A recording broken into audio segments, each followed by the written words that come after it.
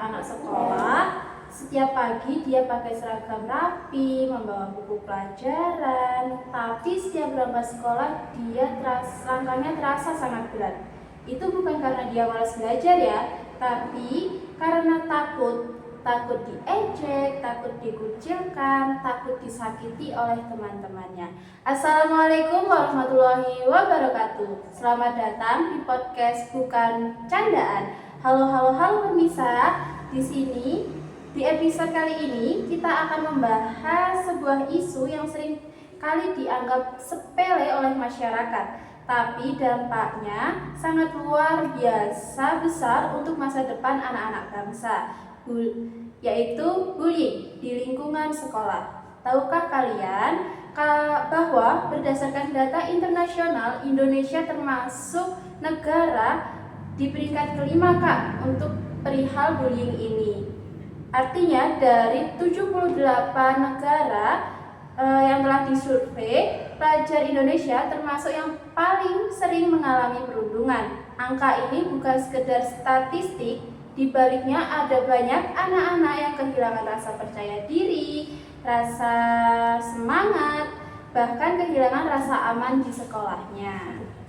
Padahal sekolah itu seharusnya menjadi tempat paling aman setelah rumah. Misalnya tempat anak belajar, tempat anak bermain, dan tumbuh menjadi dirinya sendiri. Seperti kata Ki Hajar Dewantara, pendidikan adalah tempat persemaian benih-benih kebudayaan.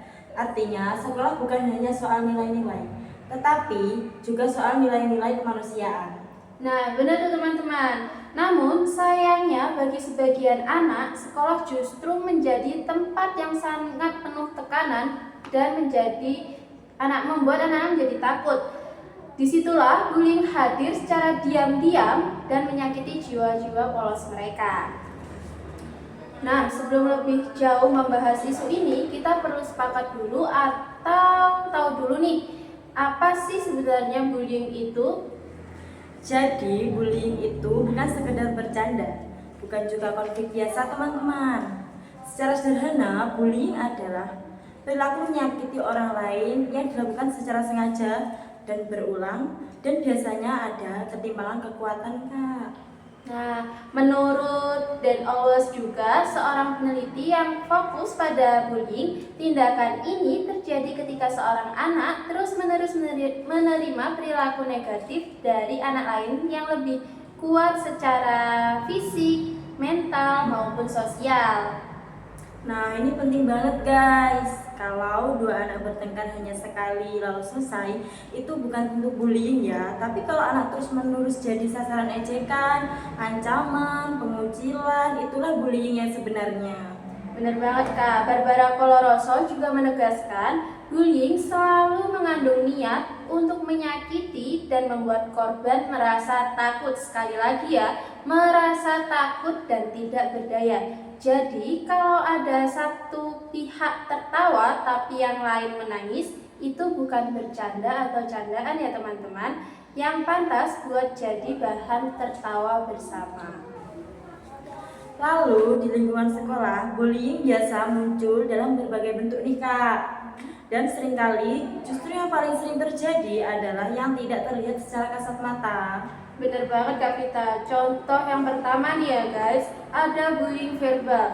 Ini yang paling sering kita temui, misalnya mengejek fisik, memanggil dengan julukan buruk, menghina orang tua, atau meremehkan kemampuan teman. Itu emang tidak terlihat, tapi itu sangat membekas di hati para korban. Bener banget Kak, padahal menurut Ken Rigby, kekerasan verbal bisa meninggalkan luka psikologis yang jauh lebih lama dibanding luka fisik. Kata-kata ini bisa terus terngiang-ngiang di kepala anak sampai dia dewasa loh. Bener banget guys. Lalu yang kedua itu ada bullying fisik seperti memukul, menendang, mendorong, atau merusak barang. Memang lebih mudah dikenali sih, tapi seringkali baru dianggap serius setelah terjadi berulang kali atau sampai menelan korban jiwa. Nih Kak, yang paling sangat miris di negara kita. Padahal satu tindakan saja cukup membuat anak merasa tidak aman ya Kak. Benar banget Kak Vita. Lalu yang sering tidak disadari yang terakhir nih ada bullying sosial. Contohnya seperti apa sih? Itu seperti tidak diajak main bersama, dijauhi temannya ramai-ramai, atau dibuat merasa tidak diinginkan di lingkungan sekitar. Bener banget Kak, padahal Haimel dan Swian menjelaskan bahwa pengucilan sosial sangat berbahaya karena menyerang kebutuhan dasar anak, yaitu diterima dan dihargai. Pernah nggak sih Kak Vita membayangkan hari pertama masuk sekolah itu seperti apa? Pernah dong Kak? Ya harusnya kan penuh dengan harapan ya, deg-degan tapi senang dan jadi awal cerita baru. Tapi coba Kak Vita bayangkan, hari pertama sekolah justru diingat karena rasa takut dan sakit. Nah, pada hari ini teman-teman, kita akan membahas satu kasus bullying yang sempat viral dan menyita perhatian publik, yaitu perundungan terhadap siswa SMP di Blitar yang terjadi saat MPLS. Nah, bener banget Kak, dari kasus ini bikin banyak orang bertanya-tanya loh. Kok bisa ya kegiatan yang ramah dan menyenangkan itu seharusnya ya justru berubah menjadi ajang yang kekerasan gitu loh Kak. Dan juga lebih menyedihkan lagi, korbannya itu adalah anak-anak yang baru saja memulai langkahnya di sekolah menengah loh. Sangat kasihan ya teman-teman.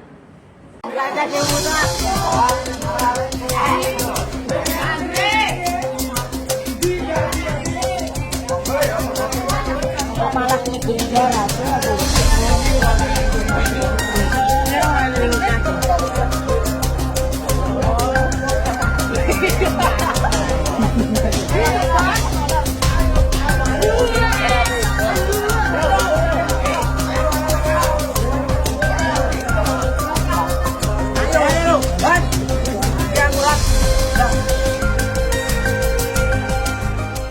Jadi, kasus ini terjadi di SMP Negeri 3 Doko, Blitar, Jawa Timur. Korban adalah seorang siswa kelas 7 yang saat itu masih mengikuti kegiatan masa pengenalan lingkungan sekolah atau MPLS. Dalam video yang beredar luas di media sosial terlihat korban dikeroyok dan diperlakukan kasar oleh sejumlah siswa lain, Kak. Yang bikin mirisnya lagi, kejadian ini terjadi di lingkungan sekolah dan disaksikan oleh banyak orang. Video tersebut dengan cepat menyebar dan memancing respon publik. Banyak yang marah, sedih, sekaligus kecewa. Karena MPLS seharusnya menjadi ruang aman untuk mengenal sekolah, bukan ruang kekerasan ya. Kasus ini akhirnya mendapat perhatian dari pihak-pihak, mulai dari sekolah, dinas pendidikan, hingga masyarakat luas. Dan sekali lagi kita ingatkan bahwa bullying itu di sekolah masih menjadi masalah serius di Indonesia. Satu hal yang sering muncul dalam kasus bullying adalah pembelaan klasik. Teman-teman pasti sudah tahu nih, itu cuma bercanda. Sekali lagi guys, itu cuma bercanda. Padahal kalau kita lihat dari kasus yang ada di Blitar ini, sudah sangat jelas ya Kak. Tidak ada yang lucu dari kekerasan. Tidak ada yang bercanda ketika satu anak yang lain dipermalukan dan disakiti. Bener banget Kak, bullying itu bukan candaan ketika dilakukan sepihak, bukan candaan ketika ada rasa takut, dan jelas bukan candaan ketika meninggalkan trauma. Banyak anak tidak berani melawan, bukan karena mereka lemah, tapi karena mereka takut. Takut dikucilkan, takut dianggap lebay, dan justru takut disalahkan. Benar banget Kak, itu sangat miris untuk generasi emas kita ke depannya. Teman-teman, seringkali orang berpikir, anak-anak paling besok juga lupa. Padahal kenyataannya, bullying itu tidak pernah sesederhana itu loh. Bullying bukan cuma soal apa yang terjadi hari ini, tapi juga soal yang tertinggal di dalam diri anak setelahnya. Luka fisik mungkin bisa sembuh, tapi kalau luka hati sering dibawa sampai anak dewasa loh. Benar sekali Kak Vita. Banyak korban bullying yang mulai merasa dirinya tidak cukup baik. Mereka mempertanyakan dirinya sendiri nih, aku salah apa ya?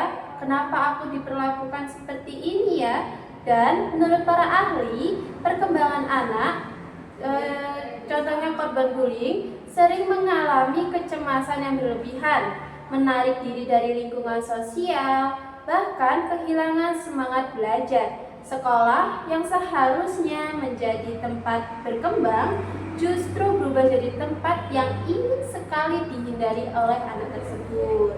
Bayangkan nih kalau seorang anak yang setiap hari berpura-pura sakit agar tidak berangkat sekolah, atau anak yang duduk diam di kelas bukan karena fokus, tapi karena takut jadi sasaran berikutnya. Dan yang paling menyedihkan nih ya, banyak korban memilih diam, bukan karena mereka tidak ingin dibantu, tapi karena mereka tidak bisa dipercaya. Ada juga loh guys korban yang akhirnya menyimpan semuanya sendiri. Mereka belajar menahan nangis, menekan emosi, dan berpura-pura baik saja, padahal ketika perasaan itu terus-menerus ditekan, dampaknya bisa sangat serius.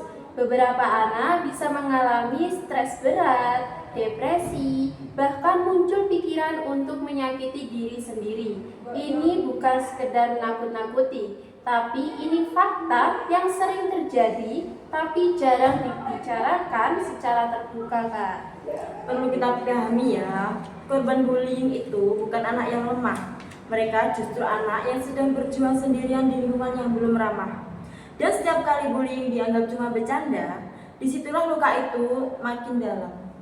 Nah, dari kasus di Blitar ini membuat satu pertanyaan besar, siapa yang seharusnya bertanggung jawab? Tentu pelaku harus dibina dan diberi konsekuensi. Tapi kita juga harus melihat peran pengawas sekolah, budaya senioritas, dan minimnya edukasi empati. Kasus di Blitar ini membuka satu pertanyaan besar nih, siapa yang harus bertanggung jawab? Tentu pelaku harus dibina dan diberi konsekuensi, Kak. Tapi kita juga harus melihat peran pengawasan sekolah, budaya senioritas, dan minimnya edukasi empati di sekitar lingkungan. Sekolah bukan hanya tempat belajar matematika dan bahasa Indonesia. Sekolah adalah tempat anak belajar menjadi manusia. Kalau sejak MPLS saja, anak sudah belajar bahwa kekerasan itu boleh, maka nilai apa yang sedang kita tanamkan? Dan apa yang kita lakukan untuk mengatasi masalah ini, Kak? Nah, benar banget yang dikatakan Kak Vita. Ada beberapa solusi nih. Yang pertama, kita perlu sepakat dulu. Bullying itu bukan candaan dan tidak boleh dinormalisasikan di manapun. Lalu yang kedua, sekolah harus benar-benar menciptakan lingkungan yang aman. Bukan hanya sekedar slogan, tapi tindakan nyata juga. Yang ketiga, kita sebagai teman, sebagai keluarga, sebagai masyarakat harus berani stand up, not stand by. Berani menolong, bukan hanya menonton. Dan yang paling penting, dengarkan kata anak. Karena seringkali mereka hanya butuh satu orang yang percaya pada mereka. Dari kasus bullying di Blitar, ini bukan sekedar berita viral loh. Ini alarm bagi kita semua bahwa masih ada anak yang berangkat sekolah dengan rasa takut, dan itu seharusnya tidak pernah terjadi. Benar banget Kak Vita, bullying itu bukan candaan dan anak bangsa tidak dibentuk dengan kekerasan tapi dengan empati. Benar sekali. Kira-kira dampak apakah yang berpengaruh pada anak korban bullying ya? Sudah pasti Kak, bullying bukan cuma soal anak jadi sedih hari ini saja. Namun, menurut Sandrock, anak dari korban bullying bisa mengalami kecemasan, rendah diri, bahkan kehilangan motivasi belajar. Yang parahnya nih ya Kak, anak tersebut bisa berpikiran untuk mengakhiri dirinya sendiri loh. Banyak anak juga yang jadi takut ke sekolah, prestasinya menurun, dan mulai menyalahkan dirinya sendiri. Nah, bener banget tuh. UNICEF juga menegaskan bahwa bullying menghambat hak anak untuk mendapatkan pendidikan yang aman dan berkualitas. Yang sering dilupakan, perilaku bullying juga sebenarnya butuh bantuan. Penelitian Farrington menunjukkan bahwa perilaku bullying berisiko mengalami masalah perilaku di masa depan jika tidak diarahkan sejak dini. Seperti ya, Menurut Kak Linda nih, mengapa bullying itu bisa muncul? Dan munculnya itu bisa disengaja atau tidak disengaja? Nah, menurut saya sendiri nih, anak-anak kan belajar itu kan bukan hanya dari sekolah. Anak-anak juga biasanya mereka melihat. Kalau anak-anak sering melihat kekerasan di rumah, lingkungan, atau di media sosial, itu biasanya ditirukan oleh anak tersebut. Selain itu, lemahnya pendidikan karakter dan kurangnya pengawasan juga dapat berperan besar pada kasus ini, Kak. Nah, benar banget Kak. Thomas Likona juga menegaskan bahwa empati dan tanggung jawab sosial harus diajarkan sejak usia dini, bukan menunggu anak dewasa ya. Benar sekali yang diucapkan Kak Vita. Kalau menunggu anak dewasa sama saja kita membunuh anak bangsa yang seterusnya. Lalu, apa yang bisa kita lakukan nih Kak dalam mengatasi hal ini? Sekolah perlu menciptakan budaya yang aman dan inklusif, bukan hanya aturan di atas kertas. Kemendikbud bisa menekankan pentingnya sekolah ramah anak, di mana anak merasa didengar dan dilindungi. Dan orang tua juga memiliki peran yang sangat besar. Menurut Harlock, pola asuh yang hangat dan komunikasi terbuka membantu anak mengelola emosi dan empati. Yang tak kalah penting, anak harus diberi keberanian untuk berbicara, karena diam hanya membuat bullying terus-menerus. Karena setiap manusia berhak mempunyai hidup yang aman dan damai tanpa merasa tertindas ataupun ditekan oleh siapapun. Setiap anak punya hak untuk merasa aman di sekolah. Tidak ada anak yang pantas pulang dengan hati yang terluka hanya karena ingin belajar. Nelson Mandela pernah berkata, pendidikan adalah senjata yang paling ampuh untuk mengubah dunia. Mari kita mulai perubahan itu dari hal sederhana, seperti mendengarkan anak, melindungi anak, dan menghentikan bullying. Bullying bukan bagian dari proses pendewasaan, melainkan kegagalan kita dalam mendidik empati. Mendidik anak bukan hanya sekedar mengajarkan pelajaran saja, tetapi juga mengajarkan cara memperlakukan sesama manusia. Generasi emas bangsa dibentuk dengan empati, bukan tumbuh dari ejekan. Bullying bukan candaan anak bangsa, tapi menghancurkan generasi emas bangsa yang akan datang. Terima kasih sudah mendengarkan podcast Bukan Candaan pada episode spesial hari ini. Sampai jumpa di episode berikutnya. Dan ingat, sekolah aman adalah hak setiap anak bangsa. Wassalamualaikum warahmatullahi wabarakatuh. Bye-bye.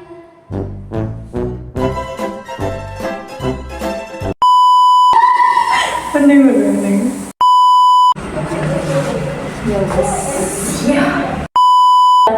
Wassalamualaikum warahmatullahi wabarakatuh. Bye-bye. Man, ya, kencengin. Terus tapi ya Inggrisnya.